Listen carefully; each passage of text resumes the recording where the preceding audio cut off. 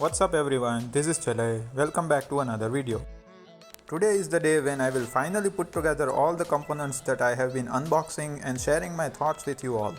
If you haven't been following my previous videos, let me walk you through all the components I have chosen for this high-end gaming and streaming PC. It's going to be an AMD Ryzen build, and the processor I have here is an 8-core 16-thread 3700X, which has the base clock speed of 3.6 GHz and the max boost clock speed of up to 4.4 GHz. For the storage, here I have Crucial P1 500GB NVMe SSD. This should be enough for me to make a dual boot system with Pop! OS and Windows 10. Next is the Corsair Vengeance LPX dual channel RAM sticks of 8GB each, running at 3200 MHz.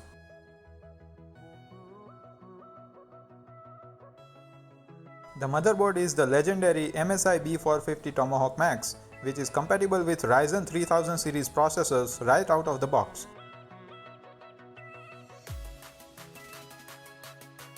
To power up all the components, here I have a Cooler Master Masterwatt 750, which is a semi-modular 80+ bronze certified all black unit.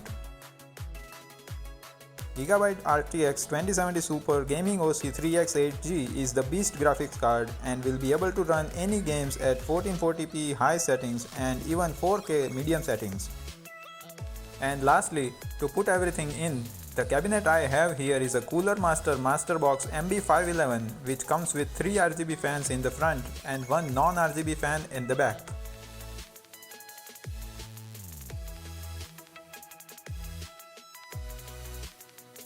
There are many different ways to assemble a PC. I personally like to start with the motherboard. So first take out the motherboard, the I/O shield, the quick start guide, motherboard manual, M.2 screw if you are going to install an M.2 device, and the SATA cables in case if you are going to install the SATA supported devices. I don't have any, so I will leave it in the box. Before touching the motherboard, consider wearing an ESD wrist strap or touching a metal object first. Take the motherboard out of this ESD plastic bag and put it on top of the box. Now take the following components out of their respective boxes: the processor and the CPU fan. In case if you are going to use an aftermarket CPU fan, take that out.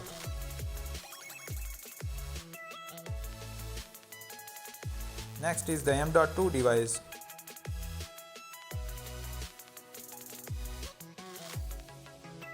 And lastly, the RAM sticks. Now let's start putting all of them together. Coming back to the motherboard, locate the CPU mounting socket. In my case, it is this AM4 socket. Pull the lever all the way up. Carefully take out the processor. Try holding it from the sides and avoid touching any surfaces. Match this tiny little golden triangle with the triangle on the socket and gently place the processor on it. No need to apply any kind of pressure on the top. The gravity should do its job. After that, lower the lever back and secure the processor. Next, consult your motherboard manual to figure out which DIMM slots to populate first. Generally, they are the two farthest away from the processor with one left in between.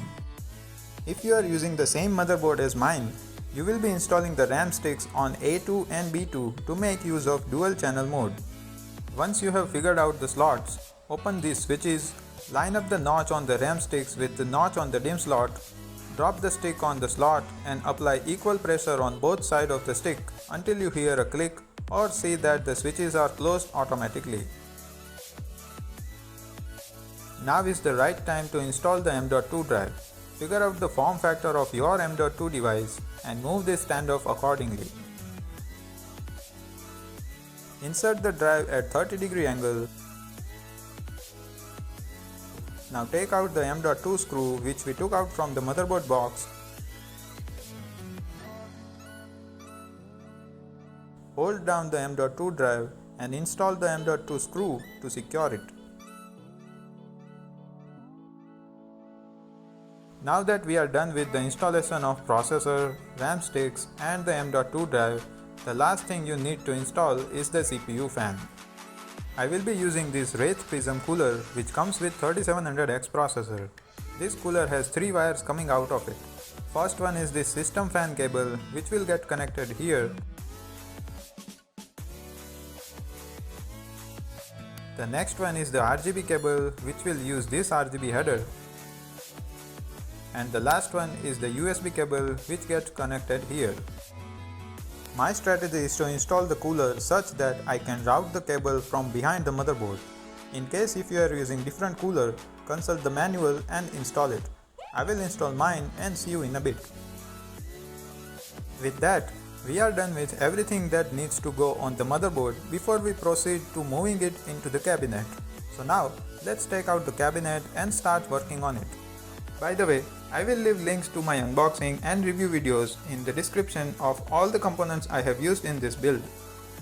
Remove both front and back panels from the cabinet so that you get an idea about the space and the cable routing cutouts.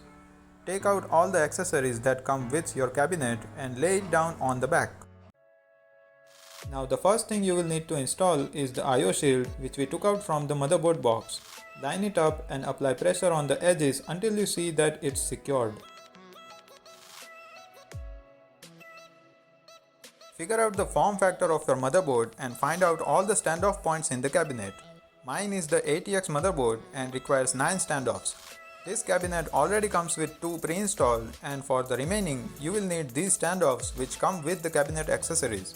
So go ahead and install yours while I install mine.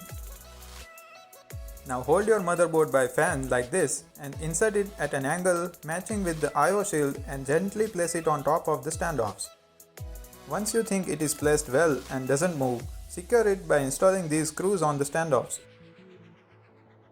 Once done, if you have the same cooler, now is the right time to route the cable from the back and connect it to the USB header on the bottom. Lastly, connect the back exhaust fan with the system fan header.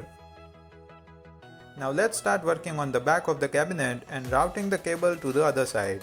If you have the same cabinet, you will have one USB 3 connector, an HD audio connector, front panel connectors, the front panel fans USB connector and the Molex adapter.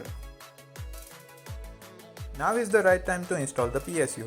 Take it out of the box along with the screws and required cables in case if you have the semi-modular or the fully modular PSU.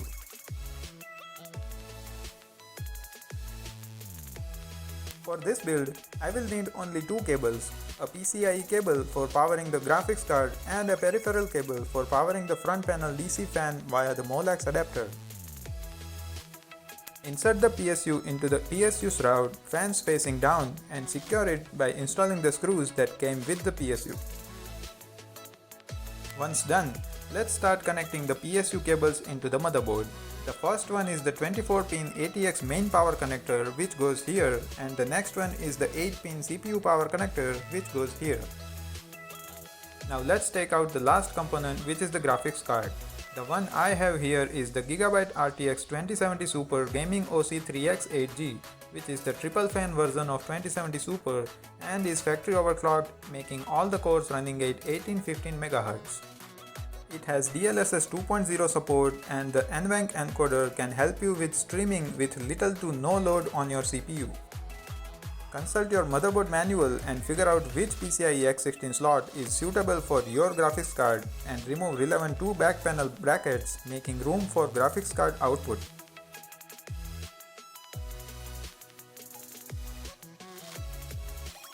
Once done, lower down the switch, line up the graphics card with the PCIe slot, push it down until you hear the click sound or see that the switch is back up.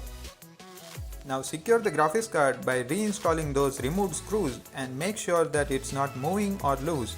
Once you are sure, connect the PCIe connectors from the PSU with the graphics card. At this point, we have successfully assembled the system and nothing more is left. However, here is my attempt to some good cable management.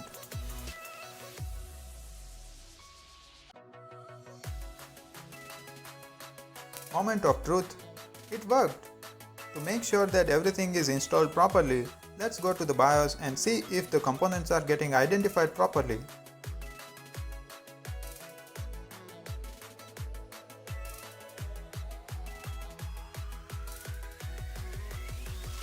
Looks like everything is good.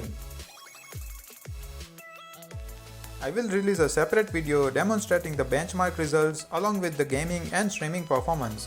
Let me know in the comment section down below in case if you have any questions or difficulties. That's been it. Thanks for watching. Please leave a thumbs up if you like this video and subscribe to my channel for more PC related content.